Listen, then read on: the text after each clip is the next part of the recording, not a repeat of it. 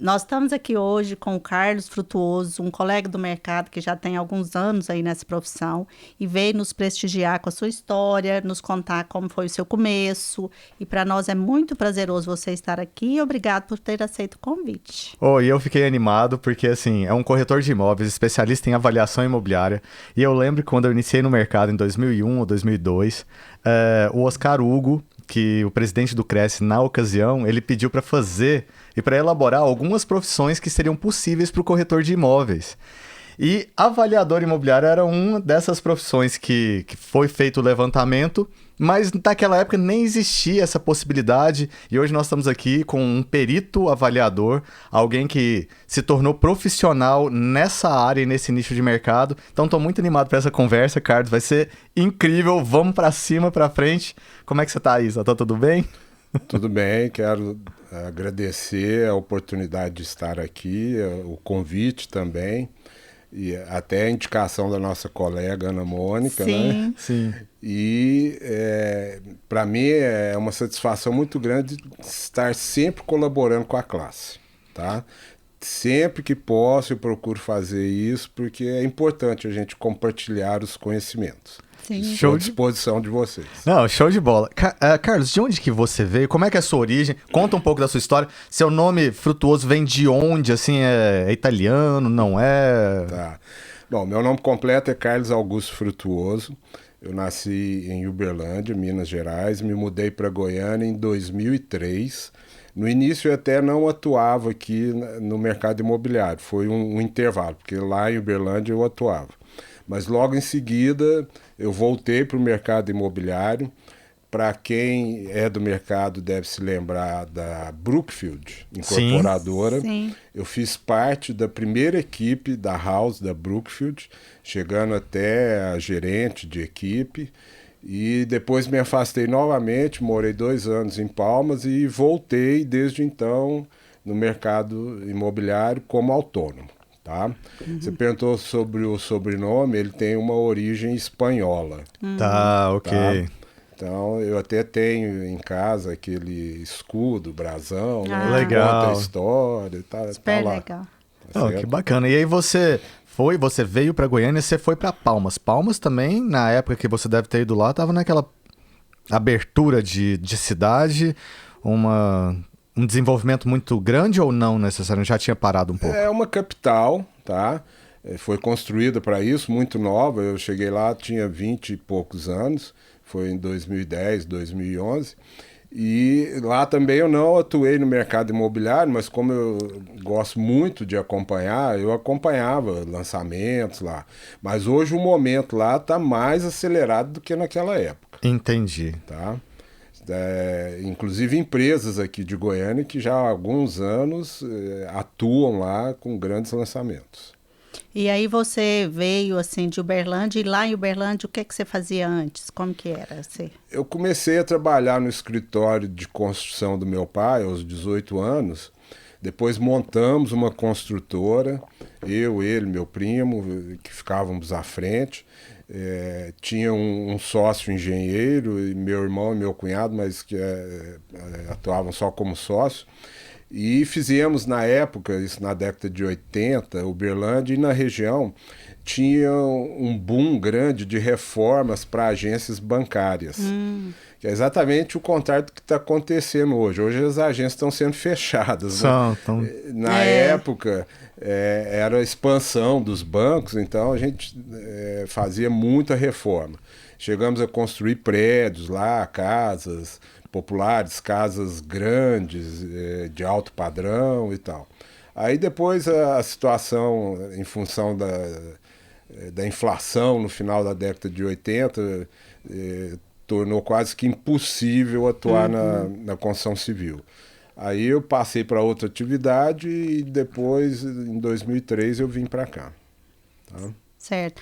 E aí, quando você trabalha com, né, você falando que é autônomo, obviamente você faz muitas parcerias. Você é aberto às parcerias? Sim, sempre. Eu, inclusive, estimulo aos colegas que façam parcerias, porque é uma forma de você ampliar a sua atuação. Em todas as divulgações que eu faço, vendo um apartamento assim, eu tenho um texto básico que vai embaixo, aonde eu consto, além dos meus dados, que é importante citar aqui, isso é obrigatório, nem todo colega toma esse cuidado, mas é obrigatório você citar seu nome, número do CRES, e para facilitar eu ponho o meu WhatsApp, embora seja fácil conseguir lá em cima, Sim. mas eu faço questão de colocar. E eu cito lá que eu faço parcerias, tanto na compra, na venda, na parte de avaliação também. Sou muito voltado para parceria, porque tem aquele ditado que é melhor você ganhar um pouco numa parceria do que não ganhar nada tentando vender um imóvel ao longo de 6 meses, 1 ano. Carlos, e assim, ó, eu queria voltar um pouquinho antes, porque eu vejo que assim, o corretor, né, do mercado, ele está dentro de um lançamento. O lançamento, teoricamente, é o produto mais fácil da gente pegar. Por isso que os corretores eles se iniciam pelo lançamento. A gente não tem que negociar com um proprietário, assim, já sabe a tendência daquele proprietário para uma série de imóveis e tudo mais. Mas quando você decidiu sair de um lançamento e foi abraçar um mercado autônomo, como que foi essa experiência e o sentimento que você teve para dar esse impulso? Foi por necessidade? Foi porque você teve aquele momento de percepção, falar, é isso? Como que isso gerou dentro de você para entrar? O mercado de lançamento, eu considero que ele é muito interessante. Ensina muito para os corretores, principalmente isso aí que você comentou, a grande maioria começa pelo mercado de lançamento, Sim. tá? Porque já vem um caminho pronto para você seguir. No meu caso, quando eu saí, fiquei fora 2 anos, quando eu voltei, eu falei, eu não vou me restringir ao mercado de lançamento. E eu nunca tive dificuldade em, por exemplo, captar imóveis. Eu tenho até uma certa facilidade. As pessoas sentem que isso é uma grande barreira, né? Mas não, eu acho que na realidade, são muitas facilidades, muitos atrativos, porque você chega na portaria de um prédio, se bem que hoje também é difícil, que a grande maioria tem portaria remota, né? É verdade. Mas antes disso aí, você chegava, conversava com o porteiro, com o síndico, às vezes num único prédio você consegue, de alguma forma, captar 2, 3 ou mais imóveis, seja para venda ou para locação. Agora, você tem que ter uma base até cultural, uma base profissional, para você chegar e conversar com as pessoas. Perfeito. O que eu acho que mais intimida os colegas, principalmente os novatos, é a questão de que eles sentem assim, ou vergonha, ou como se diz, tremem nas bases na hora de conversar, principalmente com o proprietário e tal. Eu tenho hoje... sempre mantive um índice alto, tipo, no mínimo 90% dos imóveis que eu tenho para vender são com exclusividade de venda. Exclusividade, não autorização. Sim. É outro ponto que os colegas têm uma enorme dificuldade de conseguir. Falar, mas o que eu vou argumentar com o proprietário para ele me dar a exclusividade? Para mim isso é relativamente fácil. Argumentar que você tem a oferecer um comprometimento maior, o cliente não vai incorrer naquela situação, peraí, quem que ficou de vir aqui amanhã cedo, que ia trazer ou vai trazer um cliente, quem que veio aqui ontem e ficou de apresentar uma proposta? A grande maioria dos proprietários se perdem nessa situação. Sim. Mesmo com aquele pensamento, não, mas eu não vou deixar na mão de um só, vou pôr na mão de A, B, C, até Z para vender mais rápido. Só que A, B, C às vezes não tem nenhuma autorização, eles pegam aquela conversa e engavetam e não fazem nada. Agora, quando você tem a exclusividade, principalmente, a reciprocidade, o comprometimento é maior, tá? Então é bem por isso aí. E daí que gerou a minha tranquilidade de trabalhar como autônomo. Isso já estou falando aí desde 2012, quando eu voltei de Palmas. Há 10 anos que eu trabalho em casa. Durante a pandemia, para mim, isso não mudou nada, que eu já estava em Sua casa. rotina permaneceu, né? Foi só dar continuidade e segue em frente, sigo em frente. Você acha que, assim, que você se antecipou a um evento pandemia ou essa pandemia te acelerou em alguns aspectos que antes não fazia? Uma vez que você já estava dentro de casa e você já era acostumado com esse ambiente caseiro, né? Eu não esperava a pandemia, obviamente. Acho que o mundo, Ninguém esperava, sem dúvida. Mas para mim foi tranquilo e o que eu senti, algumas novidades, questão, por exemplo, das lives. Né? Ok. É uma das novidades. Sim. Que já existia todo o processo, as ferramentas, a tecnologia, os equipamentos já existiam, mas a gente usava pouco. Eu me lembro bem que eu usava com meu filho, minha filha, meus amigos, tipo assim, para lazer. Sim. E de uma hora para outra, tanto é que surgiram várias opções, além do próprio WhatsApp que oferece uma opção, depois veio o Zoom, veio O Google Meet, Google né? Meet, outros que apareceram. Então, é uma das, assim, das inovações que essa pandemia trouxe para nós. E aí, você adaptou fácil? Como que é, né? Porque é isso, às vezes a gente tem essa coisa, fala assim, eu preciso me adaptar nisso, eu preciso entrar nessa porque os clientes estão muito antenados também, né? Sim, sem Carlos? dúvida.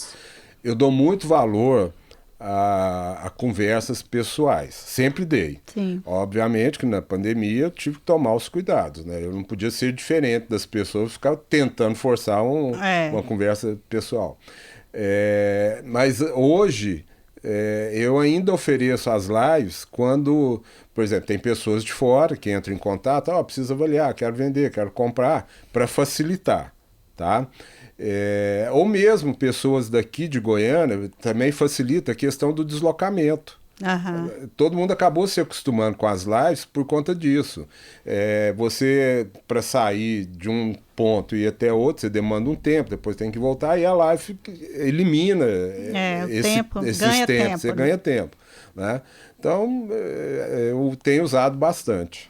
hoje, assim, é engraçado esse negócio, porque eu gosto muito de live e de reunião online, sabe? Costumava falar que antigamente eu me atrasava para 95% das reuniões. Hoje eu me atraso só pelas 50%, porque é as presenciais que eu preciso. Então, as outras 50% estão garantidas, porque no carro você já liga, assim, Também, tá tudo certo. né? Talvez essa foi a adaptação melhor, né? Sim, sem dúvida. Teve o lado ruim, obviamente. Sem dúvida. Assim, Brasil, as últimas vezes que eu vi aí, 650 não, mil assim, mortos. pelo amor de Deus, isso Os é números péssimo. estão voltando. Sim, Nós precisamos sim. tomar muito cuidado ainda. Tá?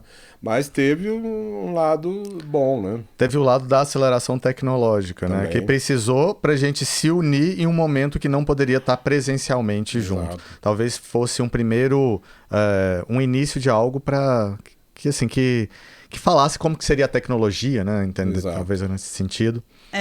E você falou dos seus filhos, né? Assim, algum deles trabalha nessa área também ou não? Como que é? Eles te ajudam nessa parte tecnológica? Como que é? Eles moram fora daqui, né? Minha tá. filha mora em Uberlândia, ela trabalha numa multinacional.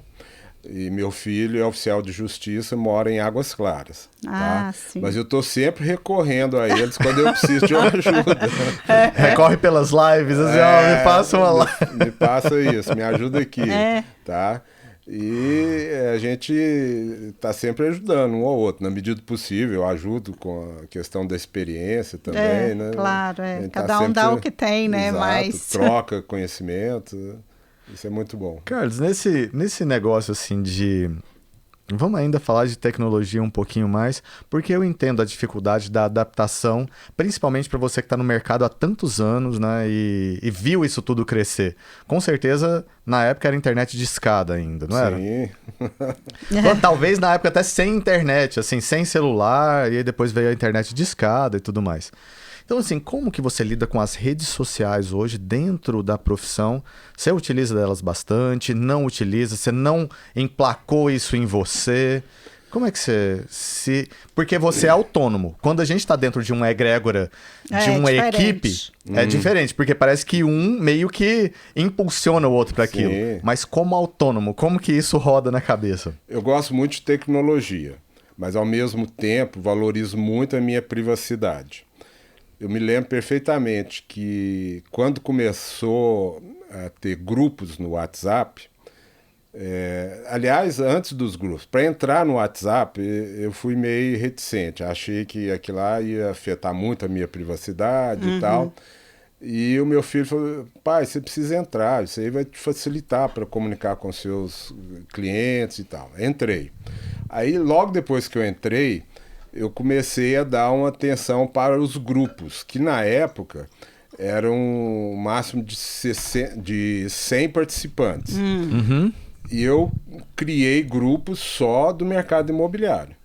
Tá? Então você liderou alguns grupos, assim, você encabeçou, né? Vamos falar assim. Eu cheguei a administrar 16 grupos. Nossa. Tá. Todos só de ofertas e demandas. Tá? Todos com a mesma regra. Porque eu criei o primeiro, chegou no 100, eu criei o segundo e fui até o 16º. Então, 1.600 pessoas. Aí teve aquela ampliação para 256, que é o número que é válido até hoje. Então eu peguei, juntei os grupos e ficaram só 3. Tá. Muitas pessoas saíram. Essa ideia de grupos perdeu, a meu ver, perdeu um pouco da eficiência, do charme, da atração e tal. Mas sempre que eu me apresento, eu mando uma postagem específica. Ó, se você tem interesse em participar de grupos, me mande os seus dados tais e tais, tá? Porque eu sou muito cuidadoso. Eu preciso ter os dados da pessoa, porque já há um bom tempo, se tiver algum problema no grupo, o administrador é responsável. Vocês sabem disso. Então eu não quero confusão pro meu lado. Tá certo. Mas é engraçado que a grande maioria das pessoas que pedem para entrar, a hora que eu respondo, falam, então me manda tais e tais dados, colegas, hein? Eles não respondem. Eu já vou tirar o administrador de alguns grupos que eu tenho aqui agora. Vai salvando aí essa pele. Pelo amor de Deus. As conversas são inteligentes por causa disso. Ó. Já salvou quem sabe aí de algumas coisas. E criei 2 grupos diferentes. Um que se chama GTEC, que é Grupo de Informações Técnicas para Corretores. Tá? Esse é só dessa área de informações técnicas, cursos, e tem a participação desde o presidente do COFES, vários presidentes dos CRES, inclusive o Eduardo, inclusive o Hugo, tá? E vários colegas que são escolhidos a dedo. Também preciso dos dados e tal. E esse tem poucos participantes porque, não é todo mundo que gosta disso. Não é todo mundo que é presidente de Cresce, né? Não, mas isso não é uma exigência. Mas é a questão de que as pessoas querem grupo, mas é para divulgar ou para divulgar a compra ou oferta. É verdade. E tem um outro que é só de avaliadores, para troca de informações sobre o assunto de avaliação. Que, se chama GAP, Grupo de Avaliadores Peritos. Tá? E então eu sou muito voltado à tecnologia. O Instagram eu comecei a usar com mais frequência, bem mais recente. Isso tem um ano, pouco mais de um ano. Ainda não domino perfeitamente, porque tem muitas coisas que eu vejo lá e falo, pô, mas como é que essa pessoa fez isso aqui? Eu queria aprender. Mas na medida do possível eu vou aprendendo. Sim. Inclusive agora eu estou tentando, já até entrei em contato com um profissional da área para fazer uma caricatura minha, tá? Para eu usar para substituir a minha foto.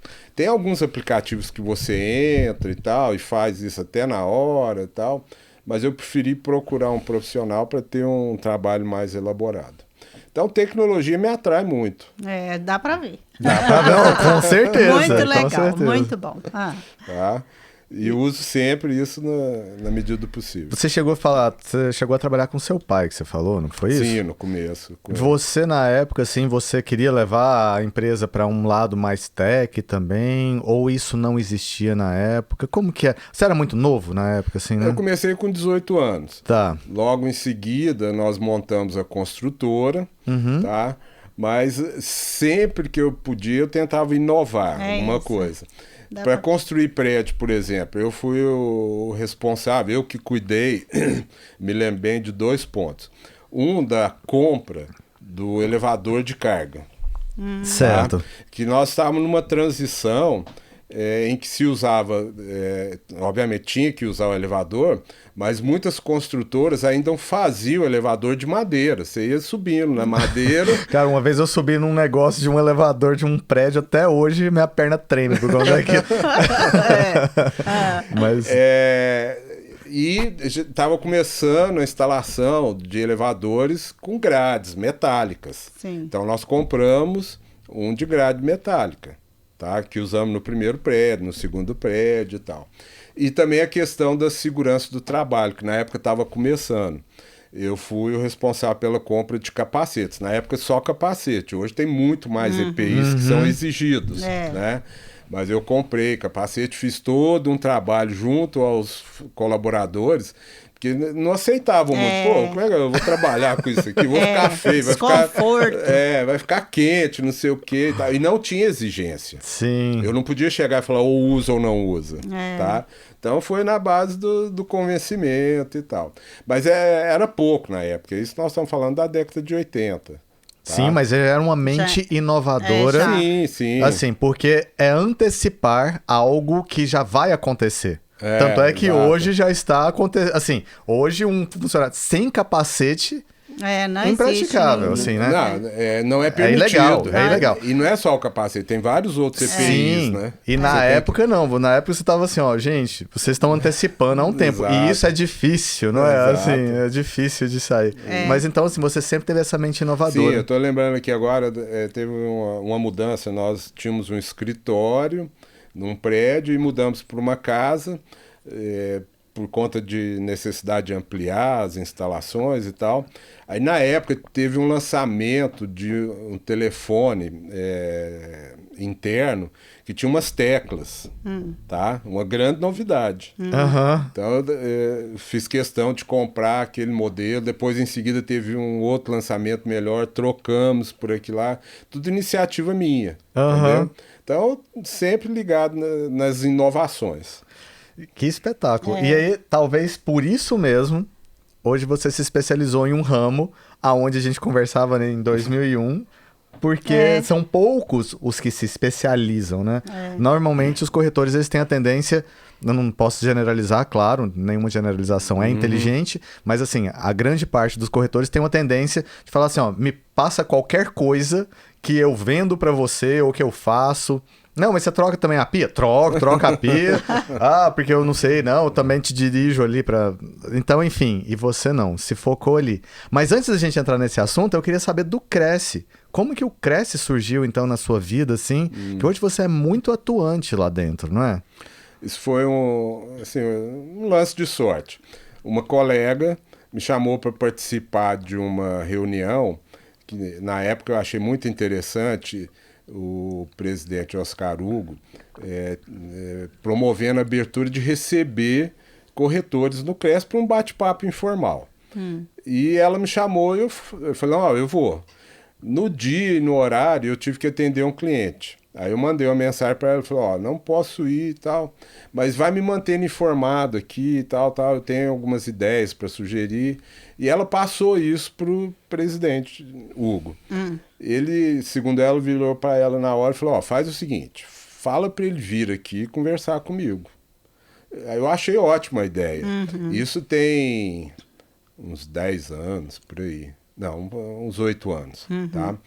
E em seguida eu marquei uma reunião, fui lá, muito bem atendido. Eu já o conheci de eventos lá no Cresce, mas só de cumprimentá-lo e tal. E na época eu apresentei para ele uma ideia que ele gostou. Na hora ele chamou a Thaisa, que é a responsável pelo marketing, né? e falou, ó, Thaís, ó, o que o Carlos precisar aí você vai atendendo, vamos dar total apoio para essa ideia dele. Acabou que essa ideia não foi para frente, tá? Mas isso me manteve ligado ao Cresce. Um belo dia eu estava lá dentro do Cresce, passei por ele no corredor, ele virou para mim e falou, ó, surgiu um curso, você conversa com a Célia, a secretária, né? Que é interessante você fazer esse curso. Aí eu fui lá e fiz o meu primeiro curso de avaliação. Ah, sim. Que até então... Quando que foi isso? Isso tem uns 8 anos. 8 anos, tá. Até então, eu não tinha muita ligação com avaliação. Fazia avaliações assim, ó, quero deixar minha casa com você para vender, meu imóvel, quanto é que vale? Ia lá, avaliava, então tá, então vamos vender, tá aqui, a exclusividade, tal. Mas a avaliação vai muito além disso, né? E depois a coisa não parou, tá? Me tornei, com esse curso, eu me habilitei no KNAI, e até hoje continuo fazendo cursos para estar sempre aprimorando, aumentando os conhecimentos. Você acha que talvez essa é uma tendência natural? Por exemplo, você começa num lançamento onde você vai entrar num mercado. Depois você passa para uma revenda, né? Que você vai entender também sobre documentação imobiliária, que no lançamento não existe essa intimidade, né? Isso.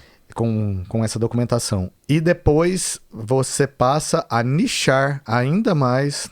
Você vai ser um avaliador, ou vai ser um TikToker, vai ser alguma coisa nesse sentido. Você entende que seria essa, talvez, um caminho, um caminho né? a se seguir válido? Eu considero que varia muito de pessoa para pessoa.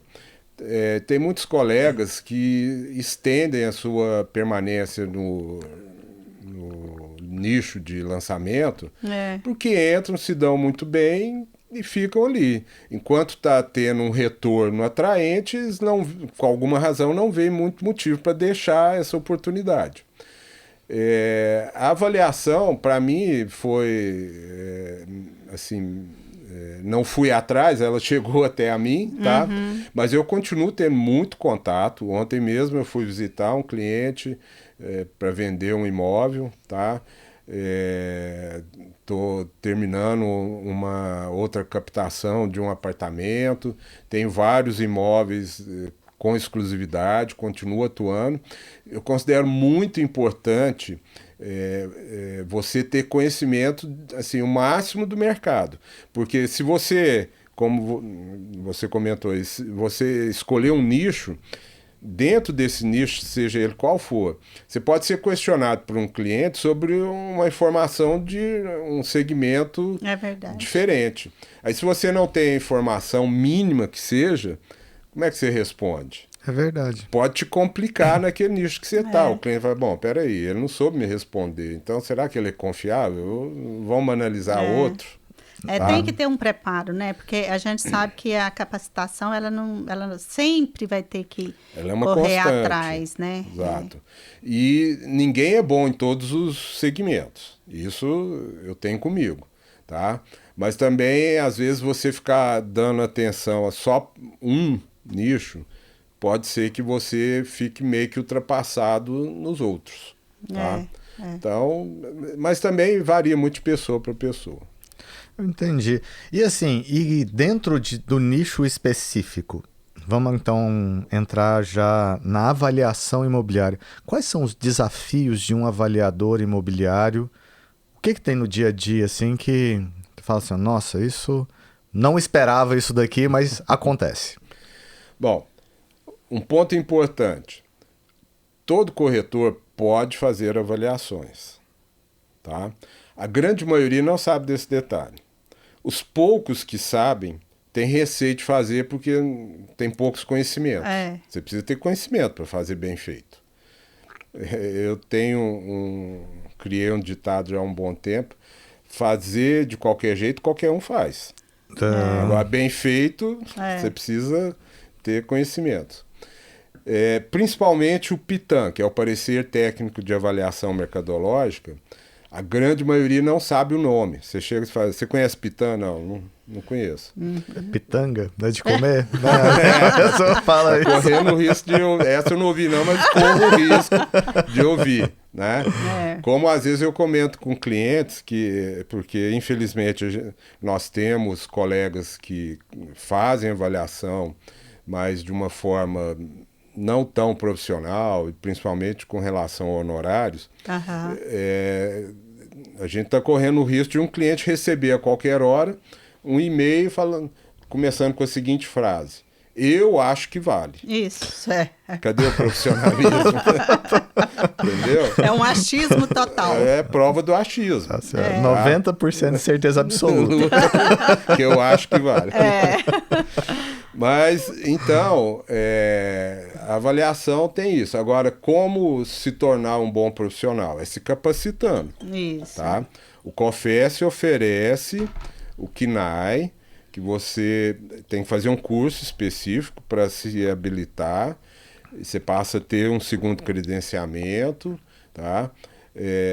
Você fazendo o PITAM e tendo o KNAI, você pega, hoje é um QR Code, você pega no site do COFES, coloca no PITAM, isso fica registrado lá, e eu considero e falo muito para os clientes que isso é o fechamento com a chave de ouro. Sim. Que dá o máximo de credibilidade, né? Então, as pessoas têm muito receio, às vezes por falta de informação, de fazer alguma avaliação. Mas não é nada de inacessível, tá? É possível de fazer, só que você tem que ir subindo degrau por degrau para chegar no ponto. E tem uma grande responsabilidade em relação à avaliação para herança, essas coisas de... né? Verdade. Que a gente, às vezes, é chamado, né? Você, por exemplo. Para qualquer que seja a finalidade da avaliação, a responsabilidade é muito grande. Tanto é que, legalmente, se você fizer uma avaliação e causar algum dano ao seu cliente e ele te acionar, o seu patrimônio vai responder por aquele erro seu. Pois é, olha aí. É outro ponto que a maioria dos colegas Você já cancelou 90% das pessoas aqui só nessa frase aí. Verdade. Até por dois motivos. Eu entendo, mas faz sentido e precisa de ser assim. Lógico. É lógico. Tem que ter responsabilidade. Tá?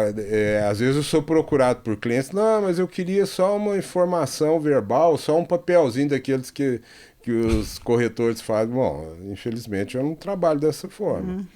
Eu já começo orientando o próprio cliente, que é o seguinte: primeiro passo, eu preciso visitar o imóvel a ser avaliado.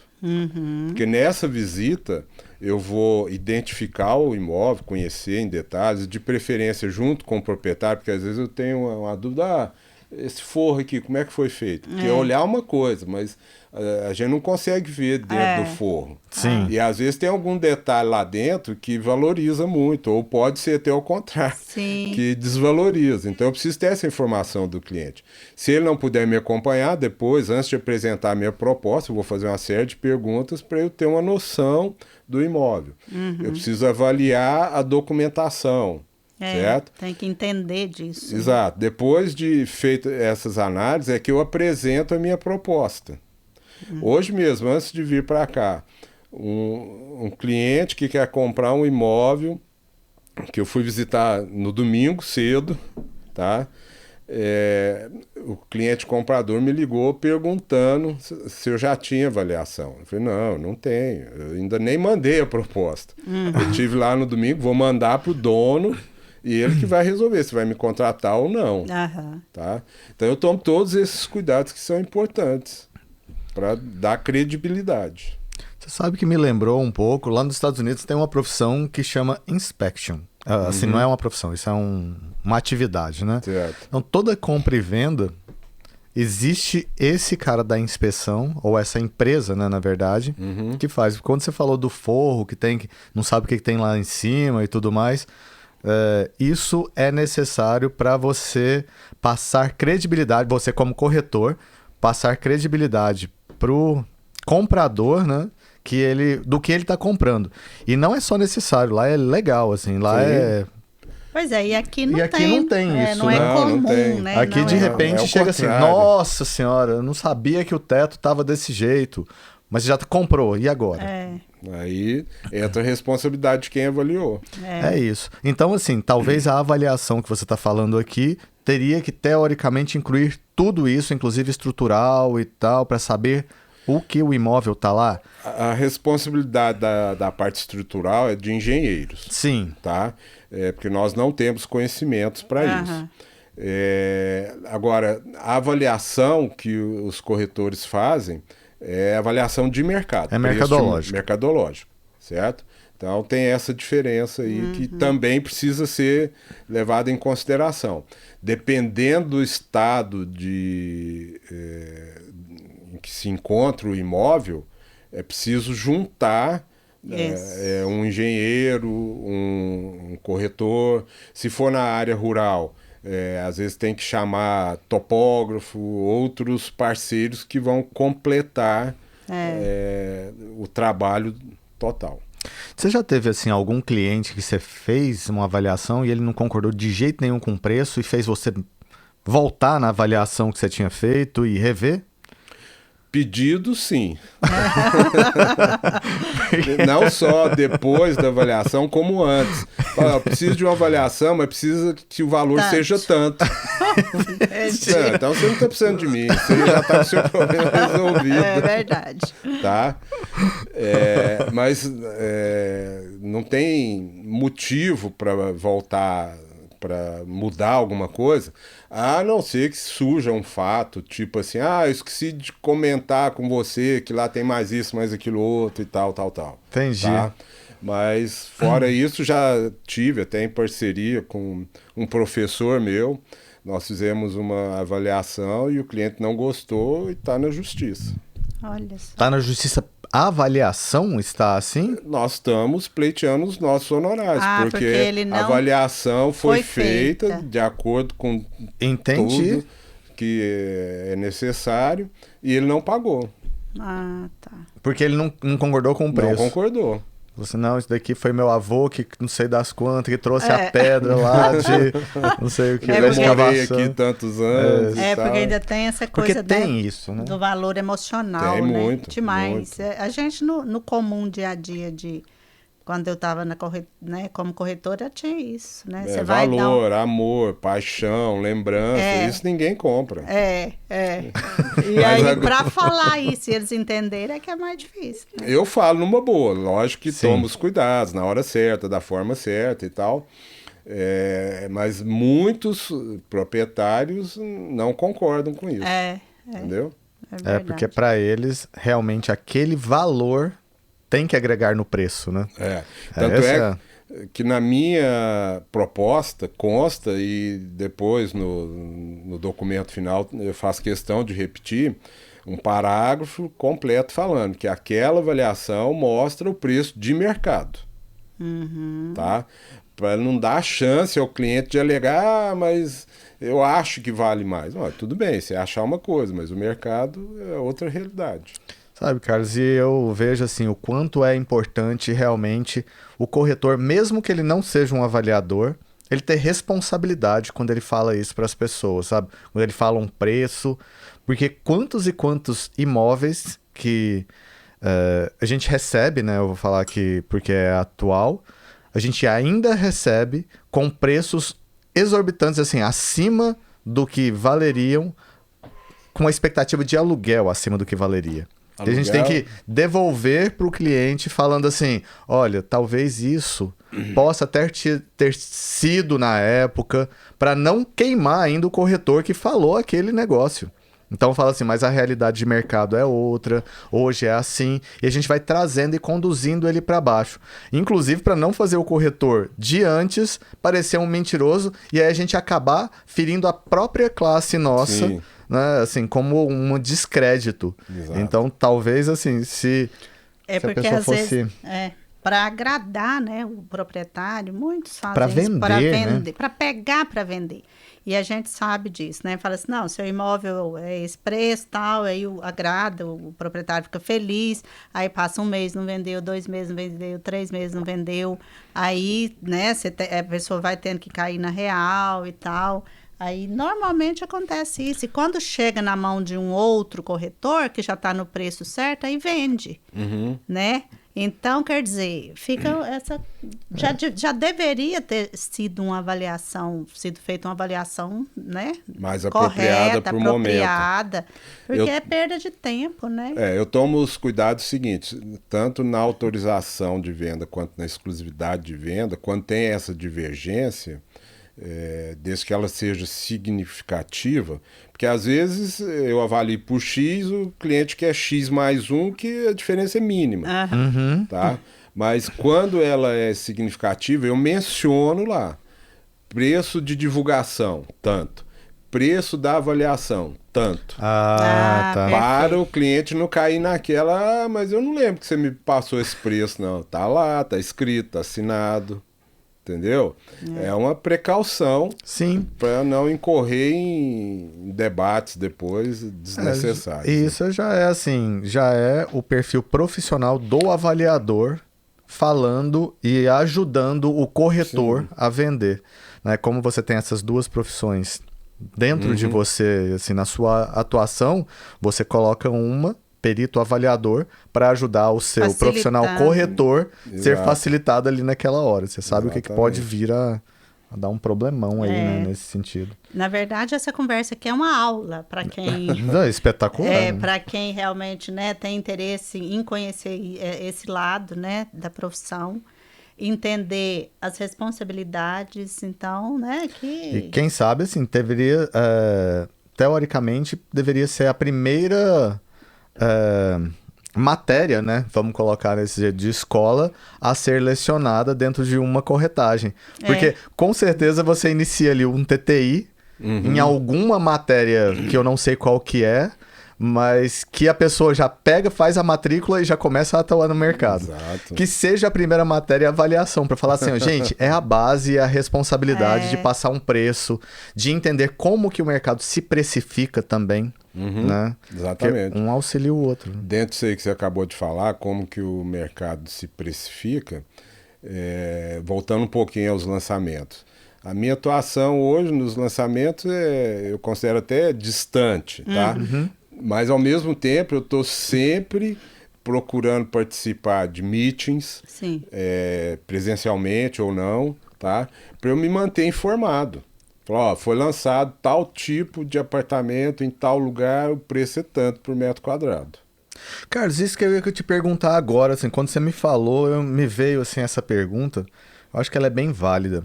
Você entende que os preços de lançamentos que puxam o mercado para cima, ou você acredita que existe uma outra dinâmica da cidade que faz os preços crescerem, diminuírem, estabilizarem? Como que você vê essa dinâmica dentro da avaliação mercadológica? Eu vejo que os lançamentos são o principal motor propulsor do preço por metro quadrado, tá? Só que tem épocas ou tem situações que isso funciona até ao contrário. Não sei se vocês acompanharam e se lembram, quando eu estava ainda na Brookfield, isso em 2008, 2009, foi a retomada de lançamentos de prédios com salas em Goiânia. Lembro disso. Depois de muitos anos sem lançamento nesse mercado, as incorporadoras identificaram isso e começaram a lançar. Primeiro foi aquele Atom, se eu não me engano, da Praça do Sol. Até acho que teve ele lá. Antes mas dele? Ele é um dos primeiros. Sim. Ali tem o Atom e tem o... que o Atom é da... É o da esquina ali. Não, os dois são na esquina. Um é na esquina com a 9. Isso. E o outro é na esquina daquela rua menor ali. Mas teve um excesso de lançamento. Ao longo de, sei lá, uns 3 anos, talvez um pouco mais, a oferta superou a demanda. Aí, muitas salas ficaram desocupadas, algumas estão até hoje que nunca foram alugadas, ou Sim. vendidas, tá? Isso fez com que o preço caísse. Porque A demanda foi muito alta e a procura baixa. a oferta é muito oferta, alta e a demanda baixa. E contra a força do mercado, não tem como você atuar. É o mercado que vai regulando isso aí, tá? Mas já foram retomados. Nós temos 2 lançamentos recentes na 136, tá? Eu acompanhei o meeting de lançamento do primeiro e achei interessante uma informação que foi passada, que foi feita uma pesquisa para resolver se lançava ou não aquele empreendimento, e a pesquisa apontou que tinha só 100 salas à venda em Goiânia, o que é um número pequeno. Muito pequeno. Muito pequeno. Tá? Aí optaram por fazer o lançamento.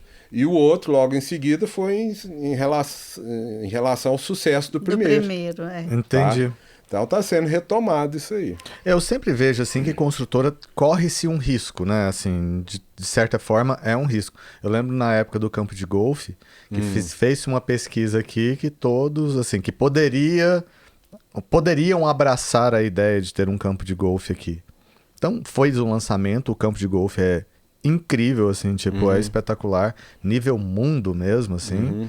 Mas não teve a aderência das pessoas, não teve a aderência do público. Refizeram a proposta e aí sim conseguiram fazer a emplacação daquilo, mas de uma outra forma, né? Então talvez assim, o que você está falando, as consultoras elas tendem a arriscar e aí esse segundo talvez supra a demanda que ainda existe no mercado. Mas às vezes alguma outra vai lançar, vai ficar de novo e aí a tendência de... As pesquisas tendem a minimizar esses desencontros, né? Sim. Mas às vezes as incorporadoras não investem muito em pesquisa. Lançam mais assim no achismo. Se bem que hoje é cada vez menos esse tipo de situação.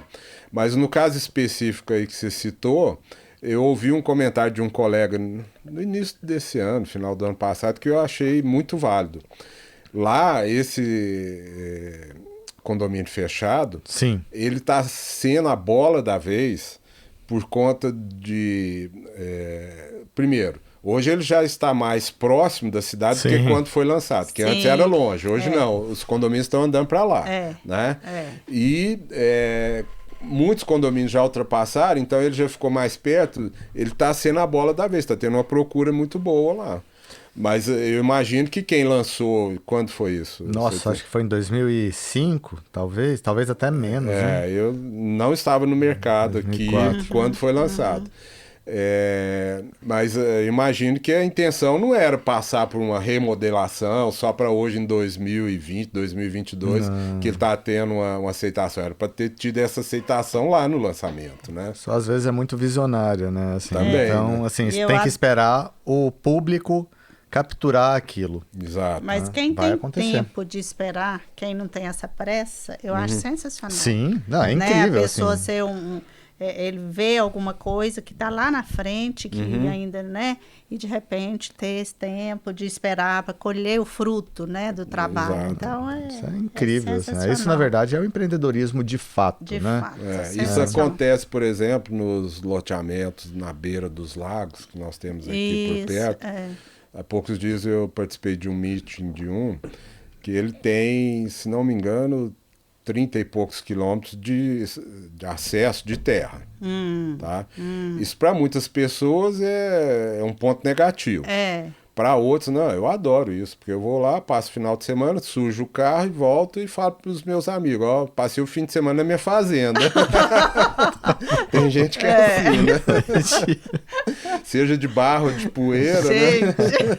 Ainda para numa poça de lama e coloca assim um pouquinho na causa para falar. Tem jeito para ser feliz, o brasileiro. É muito legal. Mas isso aí tende a ser resolvido, lógico, com o passar do tempo. A qualquer hora vão asfaltar isso aí, né? Mas tem pessoas que às vezes pensam, mas eu não vou investir nisso aí agora. Tá lançando, será que vai dar certo? Tá? Então dentro disso aí que você falou. Quem tem um uma visão mais para frente, às vezes faz um investimento melhor, na época melhor, compra num preço menor e usufrui da valorização. Sim, e eu entendo que assim, que se tiver essa percepção de mercado avaliador, com o mercado avaliador, você entende, teoricamente, para onde que está indo a tendência do fluxo de investimento das pessoas, né? Porque elas que têm que ter a vontade de investir mais num imóvel por causa de alguns fatores. Ou mora mais perto, ou é uma comunidade, ou é mais distante porque estão buscando mais natureza, enfim. Mas isso é tudo fruto do mercado de avaliação. Por isso que eu considero como o primeiro. E aí, Carlos, eu vou fechar a minha última pergunta aqui, na verdade, mas a Isa, claro, pode fazer a dela. Mas assim, o que você acha que seria interessante para um corretor se ele quiser ir para esse nicho, assim? Quais são as dicas ou desafios, ou o que você daria para você mesmo de dica, como se você estivesse iniciando hoje, já sabendo o que você sabe? Tá. Dica para mim, manter a constante evolução nos conhecimentos, sempre se capacitando cada vez mais. O mundo hoje muda muito rapidamente e constantemente. Então nós não podemos, não devemos nos acomodar. Tá? Você tem que estar sempre em busca de mais e maior e melhor capacitação, qualquer que seja a sua área de atuação. Tá? Agora, para os colegas que estão começando, eu sempre procuro incentivar, porque se dentro da nossa classe nós tivermos melhores corretores, melhores avaliadores, a classe vai subindo. Sim. Então isso é bom para todo mundo, não é só para mim, não é só para vocês. Tá? Então eu sempre procuro incentivar. Primeiro, se aproximar do Cresce. O Cresce oferece cursos online, gratuitos, de avaliação. Tá? Toda semana, se não me engano, a cada 2 semanas, inicia-se uma nova turma. Tá? Então é uma grande oportunidade. Feito esse curso, você já tem o seu KNAI, partir para a prática, oferecer, procurar colegas para fazer parceria, oferecer avaliação começando por baixo, continuar se aperfeiçoando e tal, porque isso nunca para, nunca acaba. O caminho é esse. Agora, você fazer o seu credenciamento no COFES, ter o KNAI, acha, não, agora eu vou ficar sentadinho aqui, as avaliações... Eu posso assinar a papelada que vier. E vão cair no meu colo? Não é assim. Não vai acontecer. Toda hora que eu tô andando na rua, eu memorizo, falo, ó, eu passo de frente a uma empresa, eu memorizo e falo, vou apresentar para essa empresa a minha atuação como avaliador. Eu falei que eu estive no cliente no domingo de manhã, na zona urbana, mas é afastado da cidade. Então é um bairro, cheguei lá, vi dois galpões grandes. Eu falei, eu vou lá e na volta eu vou passar para ver o que são esses 2 galpões. Passei, tirei fotos, tem identificação das empresas, tá? Agora eu faço o contato. Falo, estou me apresentando, me ofereço no mercado imobiliário como um todo, tá? Na avaliação. Em função da pandemia, uma coisa que eu tenho feito com maior frequência, vocês sabem bem disso, o índice de reajuste bateu lá nos 35. Né? Então isso gerou uma realidade diferente no mercado da locação.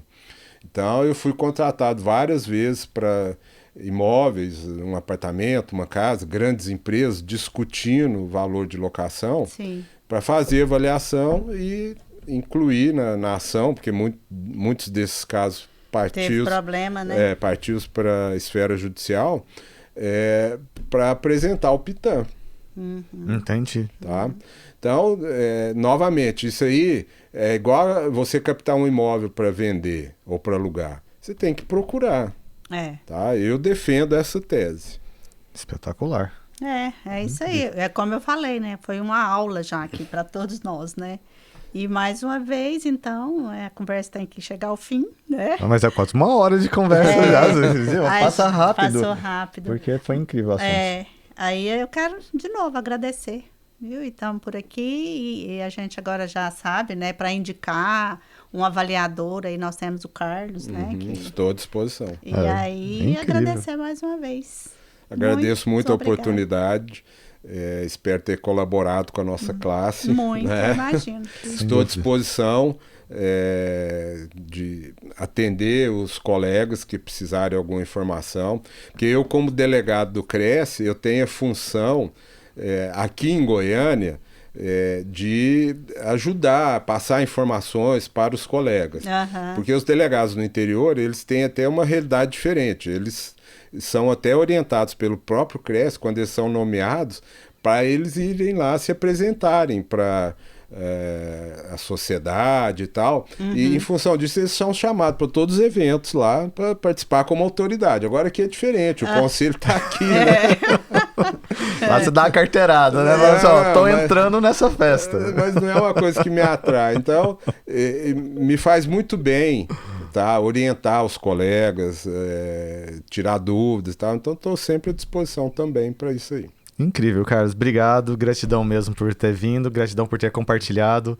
Com certeza, assim, foi muito válido e engrandecedor. E conversas assim que são valiosas e que valem a pena a gente sempre ter. A gente vai construir um mercado imobiliário melhor, sim, né? Sim. Porque com essa conversas A3, a gente espera realmente contribuir, sabe? Com o mercado, com quem está chegando, com quem, né, assim, entendeu já que essa profissão vale a pena. E trazer o melhor. O melhor.